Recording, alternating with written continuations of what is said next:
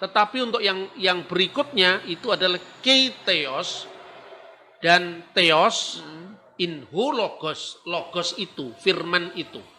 Nah, alasannya karena tidak ada kata sandang, maka kemudian mereka menafsirkan bahwa kalau tidak ada kata sandang itu bukan Allah huruf besar, tapi Allah huruf kecil gitu loh. Itu sebetulnya pola pikir yang sekedar mengotak-atik asal cocok, tapi sebenarnya tidak pernah cocok.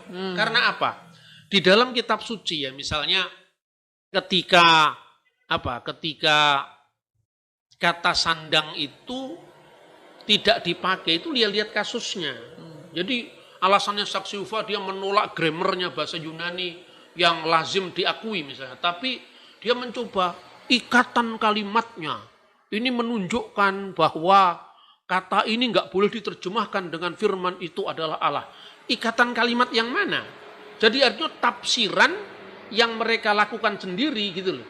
Nah, contoh-contoh seperti itu banyak sekali. Padahal kalau kita lihat dalam Alkitab, ketika kata benda itu berfungsi sebagai penjelas, itu dia tidak memerlukan kata sandang. Misalnya di dalam Injil Markus pasal 15 itu disebutkan ketika perwira itu melihat bagaimana matinya Kristus yang penuh dengan kedahsyatan, keajaiban itu, maka dia berteriak, sungguh orang ini adalah anak Allah. Itu di dalam bahasa aslinya, alitos, sesungguhnya, autos ho anthropos ios theo, in. Jadi, sungguh orang ini adalah putra dari Allah. Jadi di sini kata ios tidak ada kata sandang. Artinya apa? Karena anak di sini menjelaskan posisinya. Kristus itu apanya dari Theos, apanya dari Allah, yaitu Sang Putra atau firman-Nya. Maka tidak perlu kata sandang.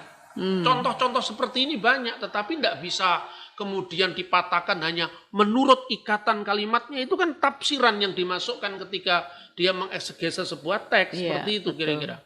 Bisa dijelaskan lebih clear lagi, Bah. Mengapa saksi-saksi Yehova itu percaya Yesus itu Tuhan, tetapi dia bukan Allah? Jadi gini, kata Tuhan itu di dalam bahasa Yunani adalah kurios. Iya. Nah, sementara kata Allah itu dalam bahasa Yunani theos.